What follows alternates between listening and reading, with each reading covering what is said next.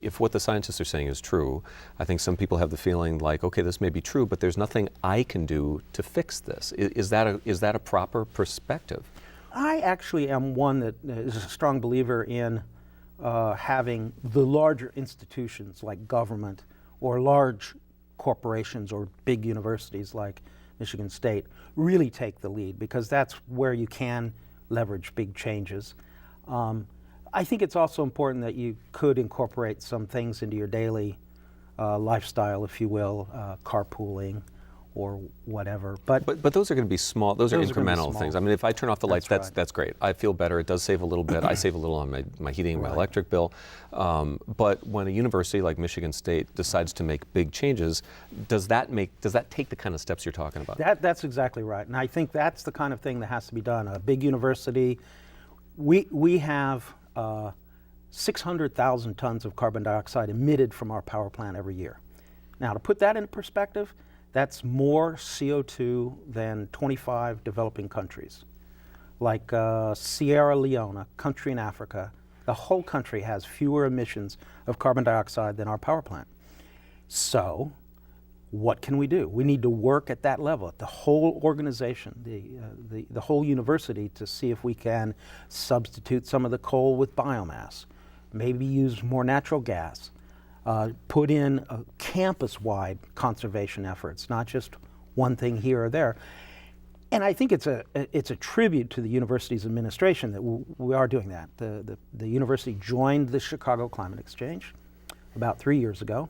Has an active program called Environmental Stewardship that is focusing on reducing our greenhouse gas emissions, doing all kinds of studies of buildings and our energy consumption patterns and all kinds of things like that, including looking for alternative fuel sources, renewable fuel sources. And when you're dealing with a massive power plant, a big university, which is a small city really, we produce our own water, we produce our own food, there's at any one time tens of thousands of us here in these buildings, 500 or more than 500 buildings. When you start addressing something at that scale, you can make a big difference, absolutely. And I think that's why the government's important to play a role. And I think that's why federal or national policy is important. And I get very irate when folks really treat the issue of cap and trade legislation as if it's a What does that mean for people that don't get, when they hear cap and trade, what does that mean? Cap and trade is a market-based solution or policy approach to reducing air pollution.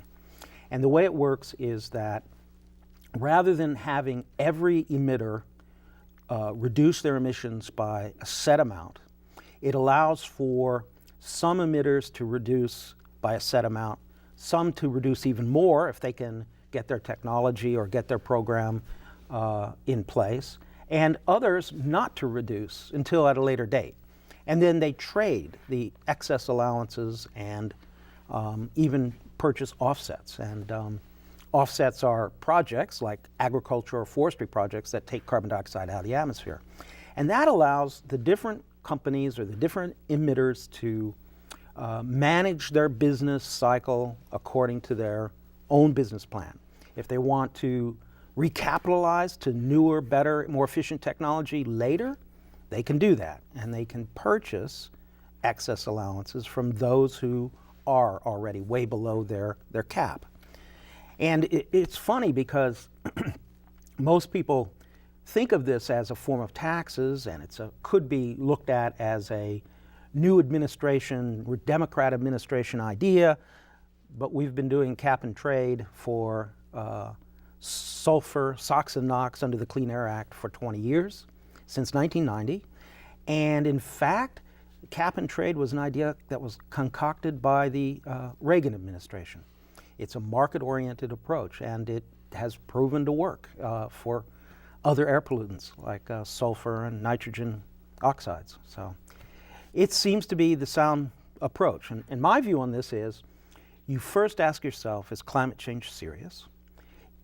If it is serious, should we do something about it? And if the answer to that is yes, then cap and trade is the most cost-effective, market-oriented way to do that. So if you're against cap and trade, you got to back up and ask yourself, do you not want to do anything at all about climate change? And if your answer is, no, I don't want to do anything about climate change, all right, it's not a problem, well, then let's have that discussion. But if you come to agreement that we want to do something about climate change through national policy, cap and trade is really the most cost-effective way to do that. We'll be back after this.